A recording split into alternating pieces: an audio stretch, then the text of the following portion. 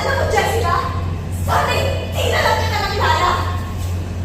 Sana hindi na lang ako pumayag na magkita kayo ni Daddy. O hindi na po ba sa inyo totoo? Gusto mo siyang masolo. At gusto mo rin siyang ilayo sa akin. Sana mawala ka na! Para maging masaya lang kami ng pamilya ko!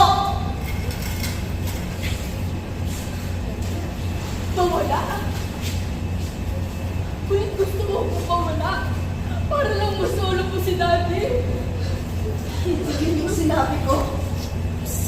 No. Yun yung ibig sabihin mo. Gusto mo akong mamatay, kulit gusto mo akong mawala para wala ka ng kahati.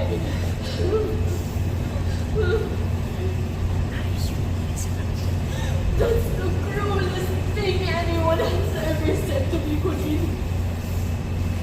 At ikaw pa talaga yung magsasabi. Hindi ko in-expect na sarili kong ate ang magsasabi sa akin na dapat mamatay na lang ako. Yung usap siya sa phone, tapos yung una kayo naging sa condo, pinagsasahan ni si Manuel, nung tinago ni Colleen si Manuel at si Jessica, yung nag-edit birthday, sabi pa kayo nagsayaw,